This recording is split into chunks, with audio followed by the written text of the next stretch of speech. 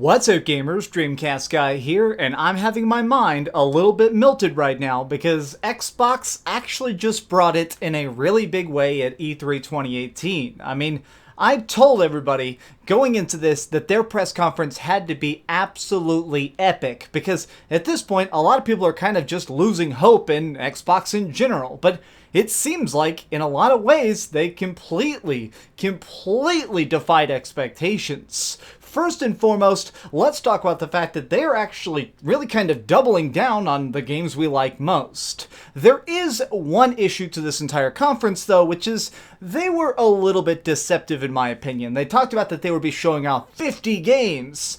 And that's true, but some of the stuff that was on stage was like content update patches for PUBG and re-release versions of older RPGs. That being said, some of the stuff they did show was in fact exclusives. This is what we've been wanting most of all just to see on the Xbox One, and here we are. Okay.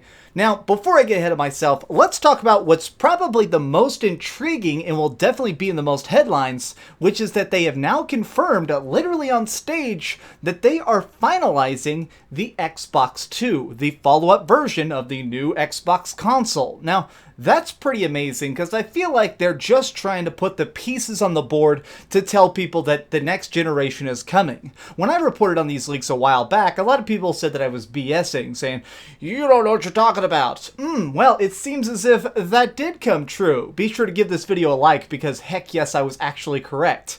But here's the thing. Even if the Xbox 2 is coming out next year, you gotta fill up the bracket. You gotta make it where people are gonna have stuff to play in the meantime. And it looks like to keep people happy, we're getting a couple new Gears of War games and a new Halo game. The Halo game is called Halo Infinite, and from the trailer, honestly, it looks like this is a real back-to-basics style game, which is what it needed to be. I feel like Halo as a franchise started to go so deep into outer space and you're fighting like alien ghosts and stuff, it's hard to feel like you're really protecting Earth when it's been 4 games since you've seen Earth. So actually getting to see some real wildlife and some human soldiers again just walking around in the jungle, it really kind of conveys that this could be what fans wanted most. But until we see more, it's just kind of blind speculation.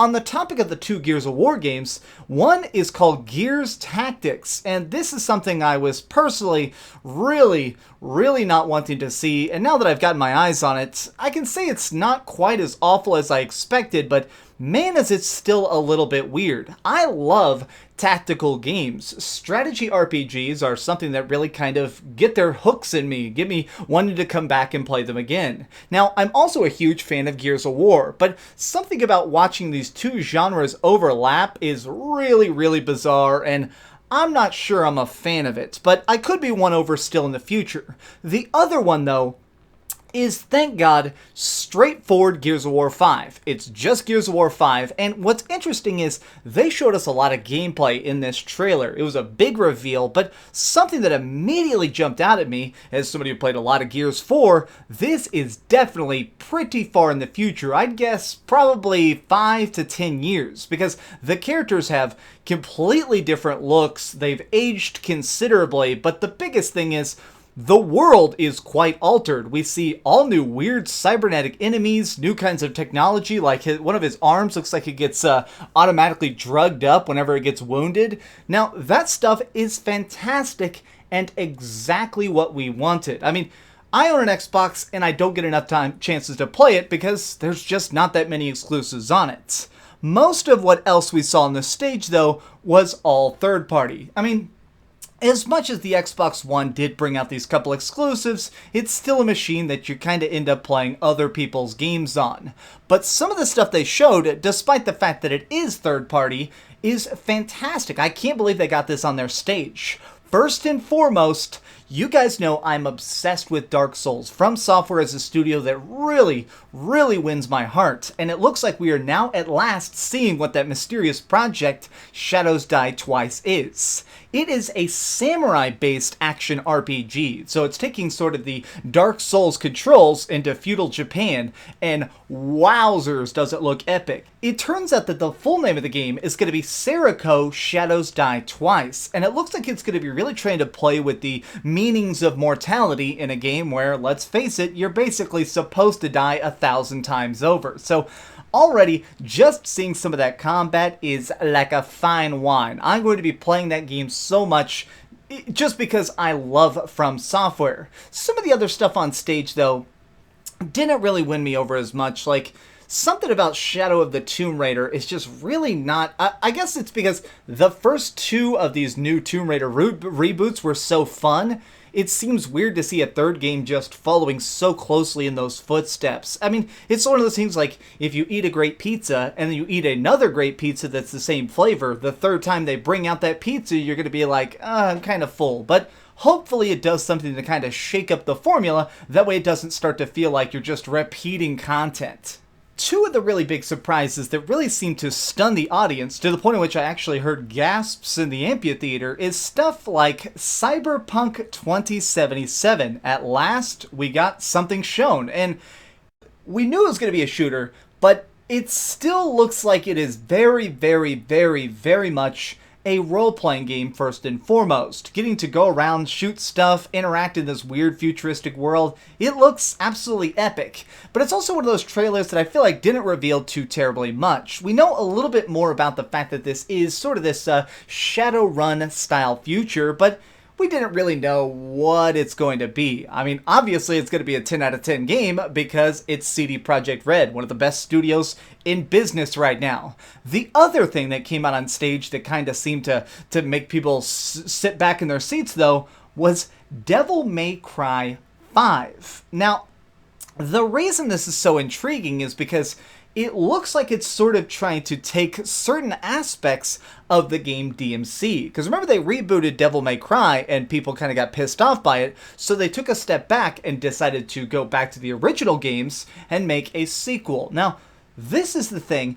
It looks like they've taken aspects of that faster gameplay and also some of the really high-resolution textures of the later game and sort of meshed them together with the older style aesthetic. So really, it looks like Devil May Cry 5 is not only going to be fun, it could be very well the best of the best in that entire series because it's delivering exactly what we want. And that's sort of how I felt as well about the reveal of Dying Light 2. This has just kind of disappeared into the shadows for a while, excuse my bad joke, and now it's finally back. But what kind of gets me is, it seems like they're trying to really double down on the world building, which the first game was totally lacking. The first game was fun, especially with friends, but let's face it, going around, completing missions, getting weapons, it never really felt like you were saving the city or destroying it.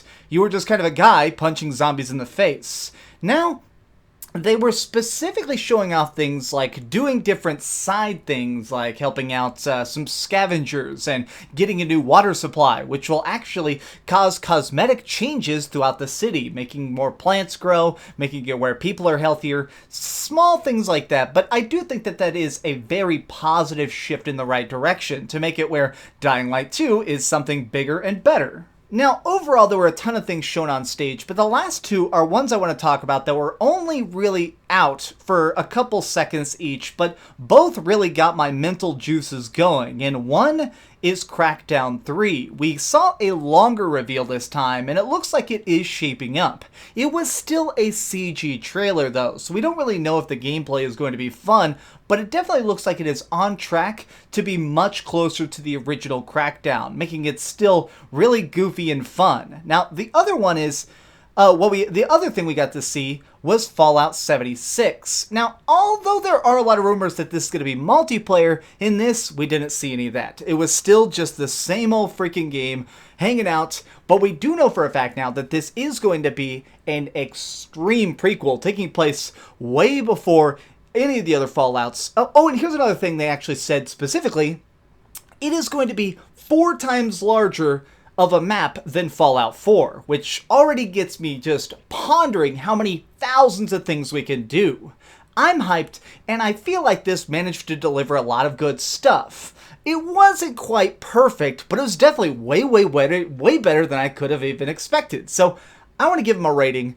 I have to say that for the fact that a lot of this stuff was third-party, but still phenomenal, I have to tip my hat to them, and I'm going to give the Microsoft press conference an 8 out of 10.